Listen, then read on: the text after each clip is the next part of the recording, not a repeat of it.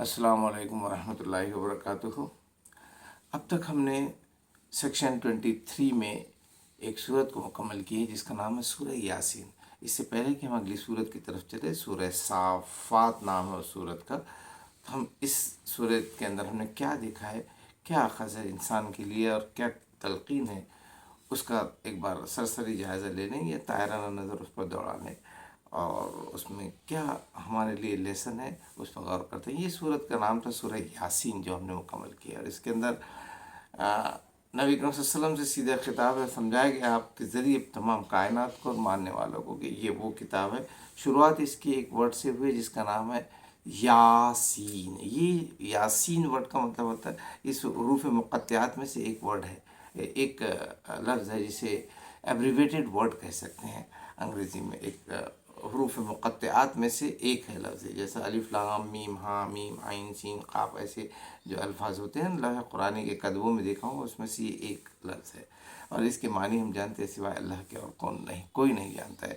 تو اس کو اسٹارٹنگ کچھ حکمت والی کتاب کی ہے، یہ آپ پر نازل ہوا، ایسا کہا آپ صحیح راستے پر ہے، اور یہ رحیم عزیز اور رحیم کی طرف سے نازل ہوئی ہے، اور آپ ان کو ہی ڈرا سکتے ہیں جو آپ کی بات مانے، اور جو نہیں ڈرنا ہے ان کے تو حالت ایسی ہے جیسے ان کے گلوں میں توق ڈال دی گئی ہے، مطلب اپنے گردن کو جھکا نہیں سکتے۔ اور پھر اس کے بعد بس آپ ایسے لوگوں کو ڈراؤ یا نہ ڈراؤ برابر یہ سمجھایا گیا ہے، اور یہ رحمان کی طرف سے مغفرت کہہ دو ان کے لیے جو اس پر یقین رکھتے ہیں اور اس سے ڈرتے ہیں، خوف کھاتے ہیں، یہ کر کے کہا گیا۔ اس کے بعد میں ایک مثال دی گئی ہے ایک شخص کی جو آتا ہے اصحاب القریہ کر کے، ان بستی والوں کی طرف سے ایک شخص آتا ہے، پھر وہ پیغمبران جو 3 پیغمبران کا تذکرہ ہے، جب وہ اپنے قوم کی طرف کہتے ہیں کہ ان رسولوں کا کام، وہ اپنی بات پیش کرتے ہیں، قوت وحدانیت کو ثابت کرنے کے انٹرو کرنے کی کوشش کرتے ہیں رب کائنات کی موجودگی کو، تو یہ لوگ وہاں کے ان کو انکار کرتے ہیں۔ پھر وہ شخص ان کو اپنے شہر کے پرلے سے آتا ہے اور سمجھاتا ہے ان کو کہ یہ کام تم کیا کر رہے ہو، اور یہ آپ کے طرف بھیجے گئے نبی، ان کی باتوں کو مانو، اور میں تو مانوں گا، کیونکہ میں کیوں نہ مانوں، اور ان کی راہ پر چلو، کیونکہ ان کی کوئی معاوضہ تھوڑی مانگ رہے ہیں ان رسولوں کے تعلق سے جو 3 رسول اس بستی والوں کی طرف بھیجے گئے تھے، مگر وہ اس کی بات نہیں مانتے اور انکار کر جاتے ہیں، اور بلکہ اس کو ہی اس کی قربانی دینا ہوتی ہے، اس کی بستی کے لوگ اس کو ختم کر دیتے ہیں، اور پھر وہ اس پر کہتا ہے کہ خود کہتا ہے کہ قالا، افسوس ظاہر کرتا ہے، یا لیت قومی یعلمون، کہ کاش میری قوم یہ جان لیتی تھی کہ بما غفر لی ربی وجعلنی من المکرمین، کہ بس مجھے میرے پروردگار نے بخش دیا اور مجھے عزت داروں میں شامل کر لیا۔ مطلب اس کی شہادت کے بعد بھی وہ قوم جو ہے تو صحیح راہ پر نہیں آتی ہے۔ اس طرح آگے جو موجود جنریشن اور آنے والی جنریشن کو بتایا گیا، کیا ان لوگوں نے اس پر نظر نہیں کیا، اور اس وقت کی موجودہ جنریشن کے لیے بھی، کہ ان سے پہلے کئی امتیں آئی ہیں جنہیں ہم نے غرق کر دیا، تباہ و برباد کر دیا، اور پھر انسانوں کے تعلق سے کہا گیا کہ ہم نے تمہاری طرف ان کے لیے ایک نشانی بطور نشانی ہے مردہ زمین کے اندر کیسی اللہ تعالیٰ اس کو زندگی بخشتے، اور پھر اس میں طرح طرح کے کھانے کی چیزوں کو اگاتے ہیں، پھلوں کو اگاتے ہیں، اور تم اس کا استعمال کرتے ہیں۔ پھر کہتے ہیں کہ وہ پاک ذات ہے، کہو رب کائنات کے ذریعے بذریعہ جبرائیل امین کی معرفت جناب محمد رسول صلی اللہ علیہ وسلم کی کہا جاتا ہے کہ وہ پاک ذات ہے جس نے تمام مقابل قسموں کو پیدا کیے، یعنی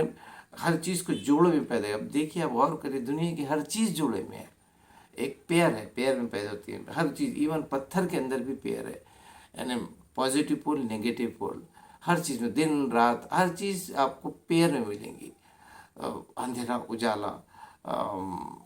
تو مردہ زندہ، ایسا۔ تو اب جیسا یہاں پر ایک شمس کی مثال دی ہے، سورج کی، کہ وہ ایک اپنے مقررہ وقت تک اپنے مدار میں گھوم رہا ہے، اسی چاند کی مثال دی گئی ہے۔ اس کے بعد میں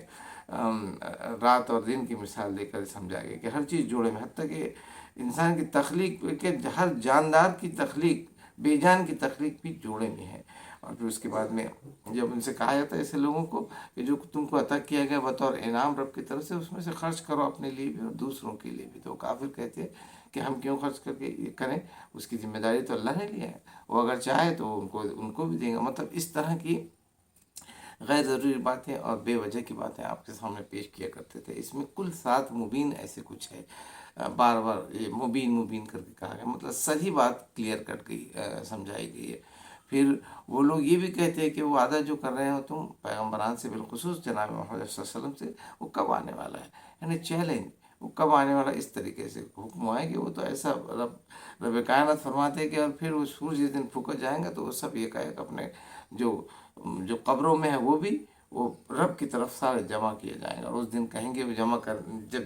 اسمبل ہوں گے وہ لوگ تو کہیں کہ ہائے ہماری کم بختی کہ ہم کو اب قبروں سے کس نے اٹھایا، یہ وہی وقت ہے جس کا رحمان نے وعدہ کیا، پھر ایسا کہا جائے گا ان کو، اور پیغمبر لوگ پھر وہ اپنی غلطی کو ریئلائز کریں گے اور کہیں گے یہ پیغمبران سچ کہتے تھے، بس وہ ایک زور کی آواز ہوں گی، یک سب جمع ہو کر اسمبل ہو کر اس کے سمکھ کہیے اس کے سامنے حاضر کر دیا جائے گا۔ پھر اس دن کسی شخص کو کسی پر ذرا سا ظلم نہیں ہوگا، اور اس کا وہی بدلہ دیا جائے گا جس کا وہ حقدار ہے، اور پھر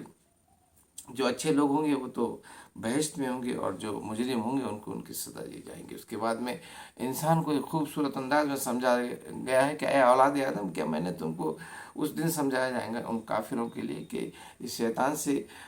پرے رہنے کا نہیں کہا تھا، کہ اس کی عبادت مت کرنا، تابع داری مت کرنا، یہ صریح دشمن ہے تمہارا، انہ لکم عدو مبین وان اعبدونی ھذا صراط مستقیم، کرے گا میری طرف عبادت کرنا، میری تابع داری کرنا، اور یہی صحیح راستہ ہے، لیکن تم کو اکثر لوگوں کو گمراہ کر جاتا ہے۔ اور یہ شیطان کے ہم جانتے ہیں یہ نگیٹیوزم ہے، نفی سوچ ہے ہمارے ذہن کے اندر، کبھی شکل نہیں ہے اس کے، ہم اس پر تذکرہ ہے، اس کو آپ دہرائیں گے جب اس سورت کو اس کی تشریح کو جو ہم نے کر چکے ہیں تو سمجھ آئے گا آپ کے۔ تو وہ نگیٹیوزم جو ہمارے اندر ہر ذہن میں ہے اس کو سپریس کرنے کا حکم ہے۔ پھر کفر کا بدلہ کفر سے دیا جائے گا، آج اپنے کفر کے بدلے میں جو کچھ بھی ہو کیا رب کہتے ہو تم کو اس کا حاصل ہے کہ داخل ہو اب جہنم میں، اور اس کے بعد اگر ہم چاہتے تو ان کی صورتیں بدل جاتے، ایسا کچھ رب کائنات کہتے، اور ان کی آنکھوں کو ملیے مٹ کر دیے ہوتے، لیکن ہم جس کو عمر زیادہ دیتے تو اس کو اس کی طبعی حالت میں الٹا کر دیتے۔ یہ بھی سمجھایا گیا ہے کہ ایک عمر کے بعد انسان بے بہرائی کی طرف ہو جاتا ہے، اور جیسا بچپن رہتا ہے ویسا بڑھاپے کی اسٹیٹ اس کی ہو جاتی ہے، تو ایسی اسٹیٹ کو سمجھایا گیا۔ اس کے بعد میں کیا ان لوگوں نے اس پر نظر نہیں کیا، کہا ہے کہ ہم نے ان کے انہیں اپنے ساختہ اپنے ہاتھ سے، مطلب رب کائنات نے خود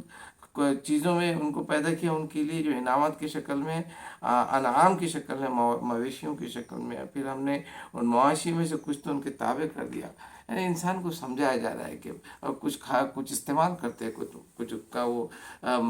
بطور اپنے کھانے پینے کی چیز کا کھاتے ہیں، اس کو استعمال کرتے ہیں اپنی زندگی کے بقا کے لیے، تو اور کچھ نفع کے لیے جیسا دودھ وغیرہ، پھر بھی وہ شکر نہیں کرتے۔ اور کیا انہوں نے خدا کسی کو معبود قرار رکھا ہے؟ کوشچن کیا جا رہا ہے انسانیت سے، اور پھر آگے کہا گیا کہ اور وہ خدا جو ان کی ذرا بھی مدد نہیں کر سکتے ہیں، اور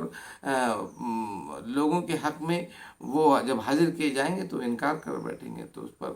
آپ کو حکم ہوتا ہے نبی صلی اللہ علیہ وسلم تو ان لوگوں کی باتوں پر آزردہ نہ ہو، اور بے شک یہ ہم جانتے ہیں، یہ بے شک ہم سب جانتے ہیں جو یہ کہہ رہے ہیں ظاہر طور سے اور جو ان کے دلوں میں ہے۔ اور کیا انسان بھول گیا اپنے خود کی تخلیق کو، کہ ایک معمولی حقیر نطفے سے وہ پیدا کیا گیا، اور آج ہماری موجودگی کے اوپر اعتراض کر رہا ہے۔ اس نے ہماری شان میں ایک عجیب سی اگزامپل پیش کیا گیا اس انسان کی، ایک شخص کی، جو یہ ایک رمیم والی ہڈی ہے، معاف کریے گا، ایک بوسیدہ ہڈی کو جو گل چکی تھی، اس کو آپ کے سامنے لا کے ایسا بتا کے کہہ رہے کہ اس میں جان آئے گی، مطلب اس کو یقین نہیں تھا کہ پھر سے پیدائش، کہ پھر سے ہم اس کے سامنے جمع کیے جائیں گے، زندگی پھر نہیں ہم ملیں گے، کیوں نہ ملیں گے دوستو؟ جیسا ہم کچھ نہ تھے پھر کچھ ہوئے، پھر کچھ نہیں ہوں گے، اور پھر کچھ ہو سکتے، کیوں نہیں؟ جس نے ہم کچھ بھی نہیں تھے اس وقت ہمیں پیدا کیا، ہم اپنے ماں کے وم میں، ماں کے بطن میں ہمیں زندگی بخشا، پھر وہاں سے پھر ہم دنیا میں آئے، دنیا میں ایک زندگی گزارے، پھر ہم جاتے ہیں اس دنیا میں، یہاں تک ہم کو پتہ ہے، لیکن وہ ہم واپس اس دنیا میں آئیں گے اس پر کیوں یقین نہیں ہے؟ کیوں یہ سوچنے کا مقام نہیں ہے کہ جب ہم کچھ نہیں تھے تو کچھ بنے، ایک اسپرم کی شکل میں حقیر نطفے میں دے تو ہم کو زندگی بخشی گئی، آج سائنس بتاتی ہے، پھر ایمبریولوجی ہمارے سامنے، پارچولیٹ ہونے کے بعد زندگی میں آنے کے بعد، تو کیوں ممکن نہیں؟ وہ جو پہلی بار پیدا کر رہے ہیں ہر بار کیوں نہیں کر سکتا آپ کو؟ آپ کو کیا پتہ ہے؟ کوئی کہہ سکتا ہے کہ میں زندگی اپنے آپ شروع کر سکتا ہوں اور ختم بھی کر سکتا ہوں اور ختم کرنے کے بعد پھر شروع کر سکتا ہوں؟ آپ نہیں ہیں فاتح، ہم تو صرف جاننے والے لوگ ہیں، کیونکہ مشرف المخلوقات ہیں۔ تو جس طرح اس نے آپ کو اول بار پیدا کیا، بعد میں بھی پیدا کریں گے، اور وہ ایسا قادر ہے کہ ہر درخت کے اندر سے آگ پیدا کر سکتے ہو، پھر تم کس کھیت کی مولی ہو؟ پھر تم اس سے اور آگ سلگا لیتے ہو۔ اور جس نے آسمان اور زمین کو پیدا کیا، کیا وہ اس پر قادر نہیں ہے کہ ان جیسی چیزوں کو دوبارہ پیدا کرے؟ وہ تو بڑا پیدا کرنے والا ہے۔ جب وہ کسی چیز کا ارادہ کرتا ہے تو یاد رکھو، کہتا ہے انما امرہ اذا اراد شیئا ان یقول لہ کن فیکن۔ تو اس کے لیے تو بس وہ ہے کہ بس کہہ دیتا ہے کہ ہو جا، بس ہو جاتی ہے۔ تو اس کی پاک ذات ہے، تو وہ کون ہے؟ وہ فسبحان الذی بیدہ ملکوت کل شیء والیہ ترجعون کر کے کہا گیا کہ بس وہ تو ایک پاک ذات ہے اور جس کے ہاتھ میں ہر چیز کا پورا کمانڈ اور اختیار ہے، اور تم سب کو اسی کی طرف لوٹ کر جانا ہے۔ انگلش میں آج کی اس خوبصورت پوری صورت کا ایک سمری دیکھتے ہیں۔ It says that it is an introduction about it, and in chronology it belongs to, it is in early Meccan period, and it says that Quran is full of wisdom, and those are unfortunate who cannot profit by parable about the city and the defied all but one, the messenger's grace. It has a various signs of the creator in nature and revelation, and about resurrection and hereafter life. Rest is tomorrow with new surah, inshallah. Wassalam.